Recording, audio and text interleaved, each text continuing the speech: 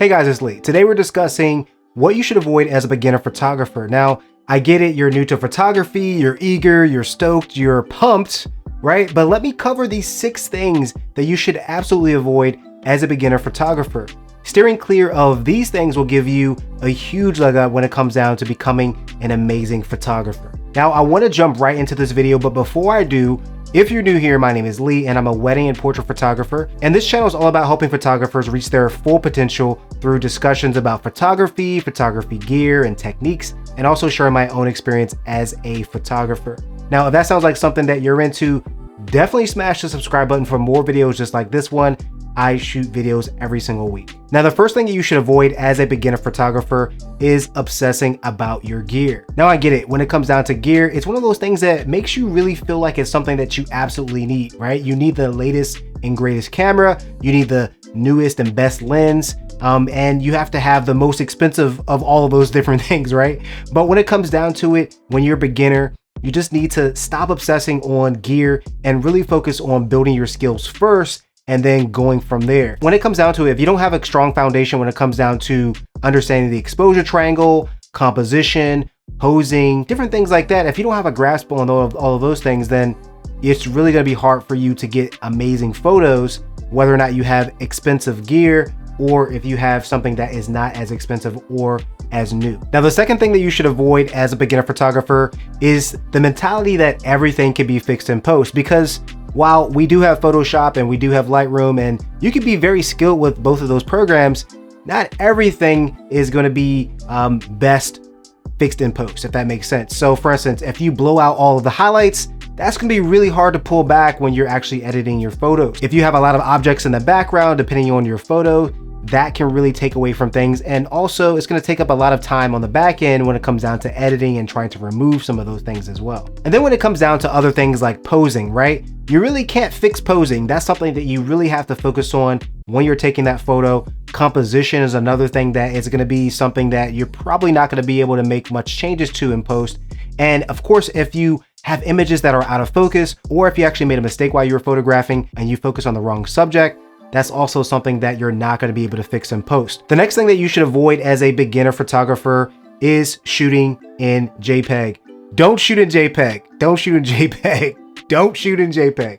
You should be shooting in RAW. Now, you're probably wondering like, okay, RAW is, I don't really understand what RAW is. I'm really confused about it. Why should I shoot this over JPEG? Now, the main reason that you want to shoot in RAW is because you have more flexibility over the photograph itself. So when you take a photo, if you blow out the highlights a bit, or if it's underexposed, overexposed, when you actually go to make those edits in your software, whether it be Lightroom, Photoshop, whatever it is that you're actually using to edit your photos, you have more flexibility. You can bring photos back from the dead. If you take a photo that's way too dark, you can bring it back up to, you know, the proper exposure and things like that. You can really just push things a lot further when it comes down to color. You can boost color a lot more. You're really just gonna have a lot more information in that photo to really get a great final image. And that's why you wanna shoot in RAW 100% of the time. You don't wanna shoot in JPEG. It's just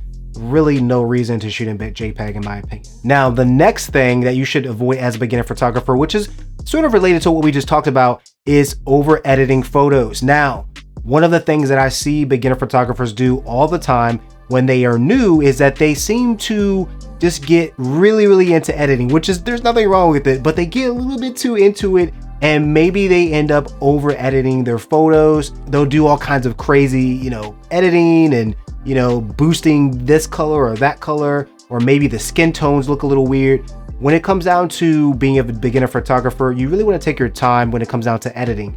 The first thing you want to focus on is getting the photo right in camera when you actually take the photo.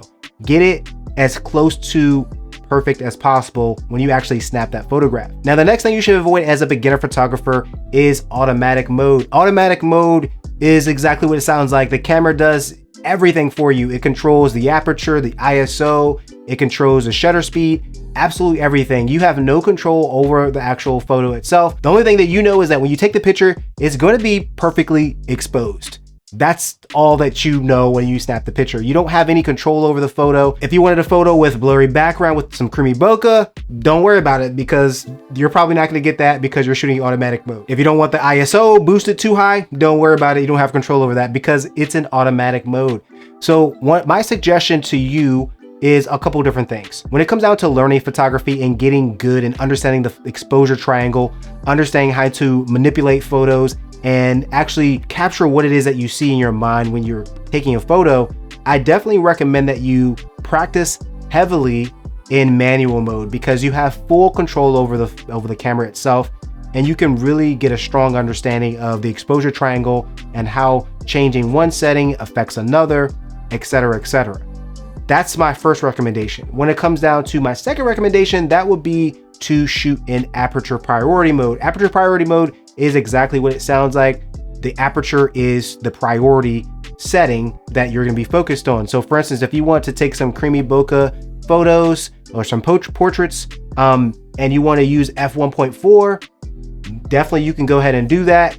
And the camera is gonna control everything else for you. It's gonna control the shutter speed, and it's also gonna control the ISO as well if you actually opt for it to do that. You don't have to do that. You can actually manually control ISO as well, but that is the main focus, the aperture. Now, another thing that you should avoid as a beginner photographer is shooting during the wrong time of the day.